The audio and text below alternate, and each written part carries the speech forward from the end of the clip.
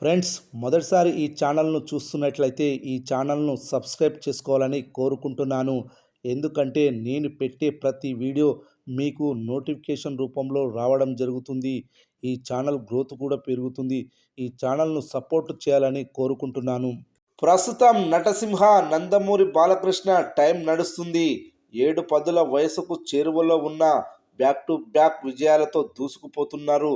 లేటెస్ట్గా నటించిన movie Daaku Maharaj successful director Bobby Kolli దర్శకత్వంలో తెరకెక్కిన యాక్షన్ థ్రిల్లర్ మూవీ.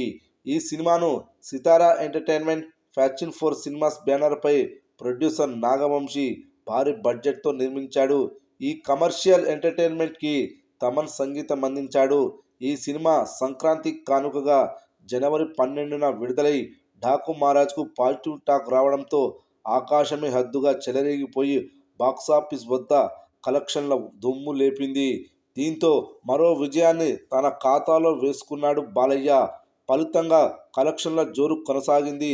ఫస్ట్ రోజు ఈ సినిమా బాలయ్య కెరీర్లోనే అత్యధిక ఓపెనింగ్ కలెక్షన్స్ కలెక్ట్ చేసింది. ఈ సినిమా అత్యధిక ప్రీ రిలీజ్ బిజినెస్ జరుపుకుంది. ఈ సినిమా 4 రోజుల్లోనే 100 కోట్ల క్లబ్లో చేరింది.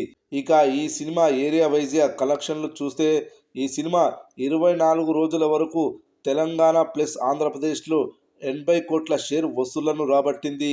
Karnataka, Tamil Nadu, rest of India మొత్తం కలిపి 8 కోట్ల 20 లక్షల షేర్ కలెక్ట్ చేసింది.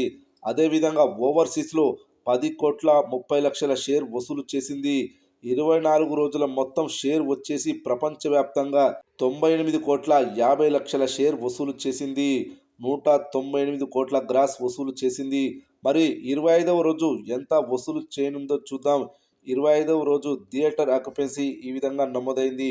Morning show 13%, matinee show 13%, first show 15%, second show కూడా 15% ఆక్యుపెన్సీ నమోదైంది. ఈ ఆక్యుపెన్సీని బట్టి చూస్తే 25వ రోజు 30 లక్షల గ్రాస్, 18 లక్షల షేర్ వసూలు చేయనుందని తెలుస్తుంది. 25 రోజుల మొత్తం కలెక్షన్స్ వచ్చేసి 98 కోట్ల 80 లక్షల షేర్, 198 కోట్ల 30 లక్షల గ్రాస్ వసూలు చేసినట్లవుతుంది. ఈ సినిమా ఇప్పటి వరకు వచ్చిన లాభాలు 16 కోట్లు. ఇంకా ఈ సినిమా 1,70,00,000 వసూలు చేస్తే 200 కోట్ల క్లబ్లో చేరుతుంది.